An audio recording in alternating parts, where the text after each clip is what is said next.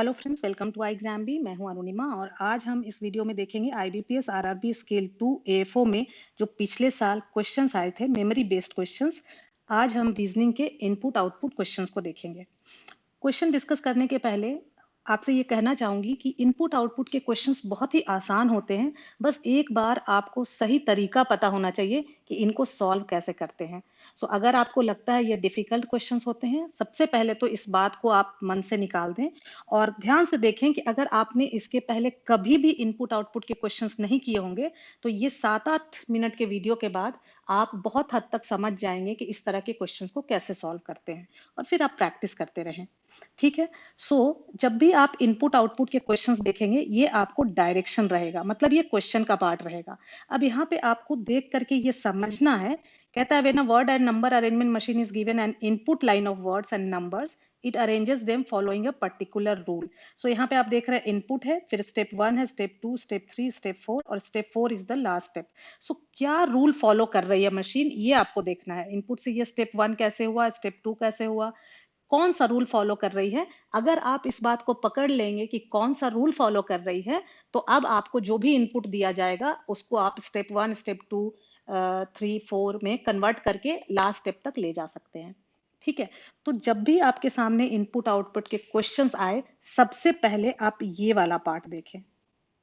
पहला स्टेप यहाँ पे या तो लिखा होगा स्टेप 4 और स्टेप 5 और step 6 is the last step, या लिखा होगा एंड सो ऑन। ठीक है। दो तरह के क्वेश्चंस आते हैं, लास्ट स्टेप वाले और सो ऑन वाले। सबसे पहले आपको यह देखना जरूरी है क्योंकि दोनों को सॉल्व करने का तरीका अलग है। तो आज हम जो मेथड सीख रहे हैं वो लास्ट स्टेप के लिए है, इसको सो ऑन पे अप्लाई नहीं करें। ठीक है। सो ऑन वाले हम अपने नेक्स्ट वीडियोस में देखेंगे। लास्ट स्टेप है तो हमें क्या करना है। अब पहला स्टेप क्या था, लास्ट स्टेप है या सो ऑन, लास्ट स्टेप आ गया। अब जैसे ही आपका लास्ट स्टेप आया, अब आप इनपुट स्टेप 1 ये सबको ना देखें, आप सबसे पहले जो लास्ट स्टेप है ना उस पे पूरा फोकस ले जाएं और देखें कि ये कैसे अरेंज हो रहा है, वर्ड्स कैसे अरेंज हुए हैं। फाइनली जो लास्ट स्टेप है उसमें फाइनली वर्ड्स कैसे अरेंज हुए हैं, ओके, और नंबर्स कैसे अरेंज हुए हैं। तो अगर हम देखें बी, अगर फर्स्ट लेटर को देखते हैं तो बी है, बी के बाद आई है, मतलब हमें लग रहा है कि अल्फाबेटिकली अरेंज हो रहा है। फिर एम है, ये भी ठीक है। एम के बाद यू है, ये भी ठीक है। लेकिन यू के बाद आर आ गया, मतलब कि हम जो सोच के चल रहे थे कि अल्फाबेटिकली अरेंज हो रहा है, ये अल्फाबेटिकली अरेंज नहीं हो रहा है। क्योंकि ऐसा होता तो यूनियन का यू के बाद रेशियो का आर नहीं आता है ना। अल्फाबेट में तो आर पहले आता है यू के। तो हमारा ये जो सोचना था ये गलत है। अब आप लास्ट लेटर को देखें, फर्स्ट लेटर तो काम नहीं किया, तो लास्ट लेटर को देखें, कहीं ऐसा तो नहीं है कि लास्ट लेटर अल्फाबेटिकली है।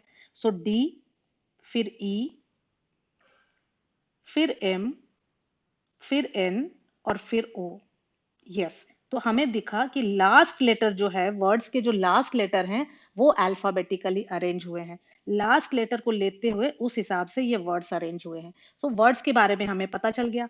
अब हम आते हैं नंबर के बारे में। 97 है सबसे पहले, फिर है 85, मतलब डिसेंडिंग ऑर्डर में है, घट रहा है, घटते क्रम में है। फिर 62 है, फिर 94 है। अब यहाँ पे वो गड़बड़ हो गया क्योंकि 62 के बाद 94 नहीं होना चाहिए था अगर डिसेंडिंग ऑर्डर में था, मतलब कि हमारा ये जो हमने सोचा था ये नहीं है। और क्या हो सकता है, जितने तरह के आप क्वेश्चंस कर चुके होंगे प्रैक्टिस, उतनी चीजें आपको स्ट्राइक करेंगी। सबसे पहले यहीं से असेंडिंग डिसेंडिंग से हम देखना शुरू करेंगे। अब असेंडिंग डिसेंडिंग तो ये है नहीं, ऐसा भी नहीं है कि कोई मिड नंबर है जो बीच में है, क्योंकि अगर हम मिड नंबर देखेंगे तो यहाँ पे मिड नंबर 93, 94, 97 होना चाहिए था, वो भी नहीं है। अब हम देखेंगे कि दोनों जो डिजिट है, हर नंबर के जो दोनों डिजिट हैं उसके बीच का गैप क्या है। अगर आप देखोगे तो 9 और 7 के बीच का गैप क्या है, 2। 8 और 5 के बीच का गैप क्या है, 3। 6 और 2 के बीच का गैप क्या है, 4। 9 4 के बीच का गैप क्या है, 5। 9 3 के बीच का गैप क्या है, 6। अब हमें ये समझ में आ रहा कि ये जो दोनों का गैप है वो असेंडिंग ऑर्डर में है। मतलब कि हमने ये समझ लिया कि जो फाइनल स्टेप है वहां पे वर्ड्स कैसे अरेंज हो रहे हैं और नंबर कैसे अरेंज हो रहे हैं। मतलब अब हमें क्वेश्चन में जो भी इनपुट दिया जाएगा उसका फाइनल स्टेप हम बना सकते हैं। क्लियर। अब जब फाइनल स्टेप हमें पता चल गया तो अब हम देखेंगे क्या हो रहा है फाइनली, ये हमें पता चल गया। अब हम देखेंगे हर स्टेप में क्या हो रहा है। तो इनपुट ये था हमारा, और सबसे पहले हमारा आना चाहिए बायस्ड फाइनल स्टेप के हिसाब से। ठीक है, तो आप देखो बायस्ड जहां भी था वहां से उठ के सबसे पहले बायस्ड यहां आ गया। ओके, और उसके बाद सबसे पहले था 97, सो 97 भी यहां से उठ के यहां आ गया। उसके बाद मतलब 97 जहां भी था वहां से उठ के यहां आ गया, और बायस्ड जहां भी था वहां से उठ के यहां आ गया।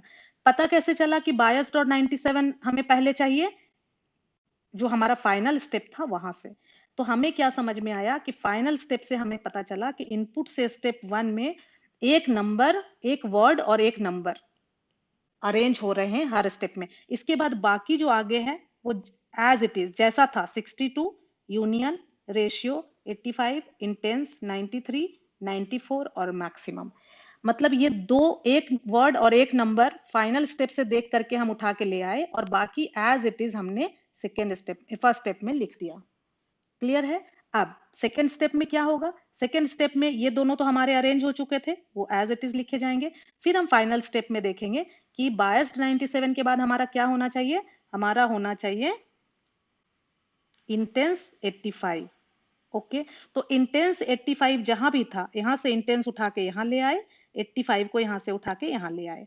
ओके, और बाकी जो बच गया 62, यूनियन, रेशियो, 85 इंटेंस तो यहाँ चला गया, 93, 94 मैक्सिमम, बाकी एज इट इज लिख दिया। सो दो ही काम आपको करना है, आप कंफ्यूज ना हो। सबसे पहले तो हमने अपना फाइनल स्टेप डिसाइड कर लिया, और अब हम यहाँ आकर के हर स्टेप में एक वर्ड और एक नंबर लेफ्ट हैंड साइड से अरेंज करते जा रहे हैं। होता जा रहा है यहाँ पे, मतलब अभी तो हम देख रहे हैं कि हो क्या रहा है ना। हो सकता है ये राइट से भी अरेंज हो सकता था, हो सकता है ये मिडिल से भी अरेंज हो सकता था। सो वो आपको ये बात पकड़नी है।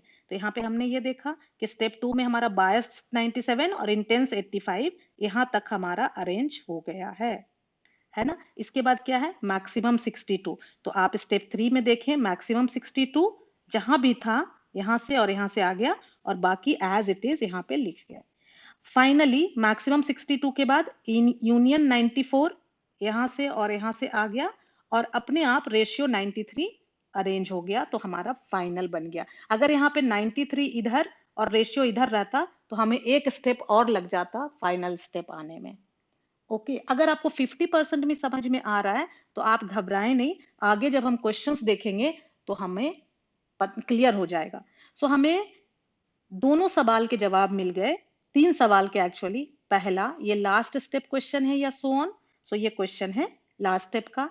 तो सबसे पहले देखना है फाइनल स्टेप में कैसे अरेंज हो रहे हैं वर्ड्स और नंबर, वो हमें पता चल गया। और फिर हर स्टेप में लेफ्ट से अरेंज हो रहा कि राइट से हो रहा, एक वर्ड हो रहा या एक वर्ड और एक नंबर हो रहा, वो भी हमें पता चल गया।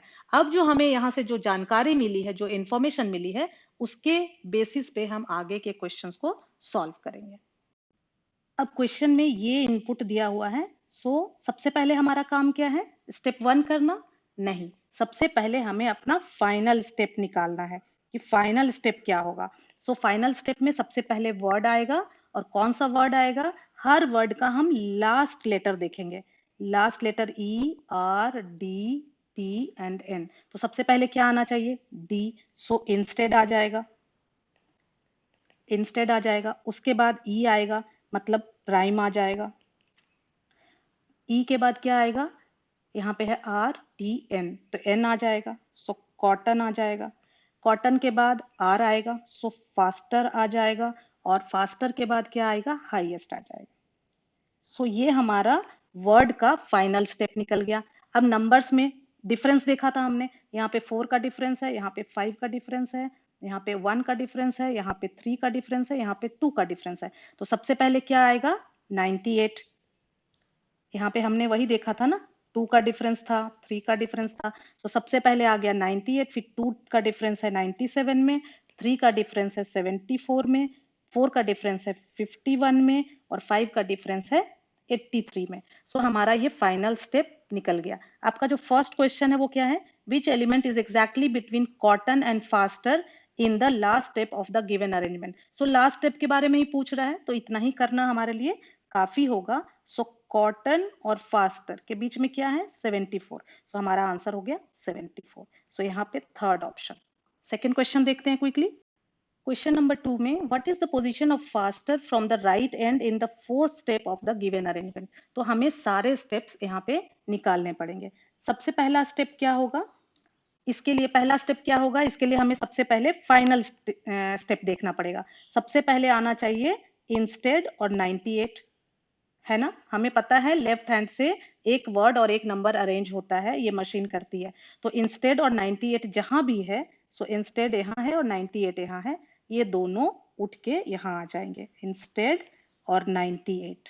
इसके बाद बाकी सारे प्राइम जैसे हैं, prime 51, faster 83, highest 74, cotton 97। Step 2 में क्या होगा, अब हमारा इंस्टेड और 98 हो गया अरेंज, अब हमारा प्राइम और 97 करना है। सो इंस्टेड तो जैसे था वैसे लिख दिया, 98 लिख दिया, और हम देख रहे हैं कि प्राइम हमारा ऑलरेडी यहाँ है, ठीक है। तो हम 97 को यहाँ पे लेके आ जाएंगे, ये हो गया। अब जैसा है बाकी सारे को हम लिख देंगे, 51, फास्टर 83, हाईएस्ट 74, कॉटन और 97 तो हम यहाँ लेके आ ही गए हैं, ठीक है। अब स्टेप 3 में क्या होगा, इंस्टेड तो आ गया, 98 हो गया, प्राइम और 97, ये चार तो हमारे सेट हो चुके हैं। फाइनल स्टेप में देखेंगे अब क्या आना चाहिए, कॉटन और 74। सो कॉटन और 74 यहाँ से उठा के ले आएंगे और अब बाकी को एज इट इज लिख देंगे इतने को। सो 51 और आपका हो गया फास्टर 83 और हाईएस्ट, ओके। देन अब फोर्थ स्टेप में क्या होगा, इसके बाद कॉटन 74 के बाद फास्टर और 51 आना चाहिए। सो इंस्टेड 98, प्राइम 97, कॉटन 74 और इसके बाद आना चाहिए हमारा फास्टर और 51। तो फास्टर यहाँ आ गया, 51 हो गया और 83 और H हो गया। अभी भी हमारा जो फाइनल है उससे मैच नहीं कर रहा, क्योंकि लास्ट में हम देख रहे हैं 83H है, यहाँ H 83 है। सो ये फाइनल स्टेप 5 बनेगा, जिसमें कि ये पूरा सेम आ जाएगा, है ना। ये सारा लिखेंगे और यहाँ पे हम H को इधर और 83 को इधर लिख देंगे। तो ये हमारा फाइनल स्टेप जो है वो स्टेप 5 हुआ यहाँ पे। अब यहाँ पे पूछ रहा है फोर्थ स्टेप में faster from the right and. तो फोर्थ स्टेप में फास्टर यहाँ है और राइट एंड से क्या हो जाएगा, ये 1 2 3 फोर्थ नंबर। सो हमारा सेकेंड है आंसर। क्लियर। अब आप इसी के बेसिस पे आपके सारे क्वेश्चंस का आंसर कर सकते हैं, क्योंकि आपका ये पूरा स्टेप्स बन चुका है। जल्दी से क्वेश्चन नंबर 3 देखते हैं। Question number 3, how many steps are required to complete the above arrangement. तो हमने देखा कितने स्टेप्स लगे हमें, 5। फिफ्थ जो था हमारा फाइनल स्टेप था। सो हमारा answer option number 1 is the correct answer. Next, in which step the elements cotton 74 51 found in the same order। so आप देखेंगे cotton 74 51 सेम ऑर्डर में कहाँ दिख रहा, स्टेप 3 में। सो आपका आंसर हो गया स्टेप 3, ऑप्शन नंबर 2। सो आप देख रहे हो कि एक बार 3 स्टेप, सबसे पहले इंस्ट्रक्शन में समझना कि मशीन कैसे काम कर रही है, और उसको फिर जैसे हमने इनपुट में लगा दिया तो हम सारे क्वेश्चंस के आंसर बहुत क्विकली कर सकते हैं। शुरू में आपको ये लेंदी लग सकता है, लेकिन आप इसको सीख जाएंगे, आप विद इन 2.5 मिनट्स इस 5 क्वेश्चंस को इजिली क्लियर कर सकते हैं। Okay, next, in step 3, so it is talking about step 3, 98 is related to 97, okay, 97 is related to 74, 97 is related to 74.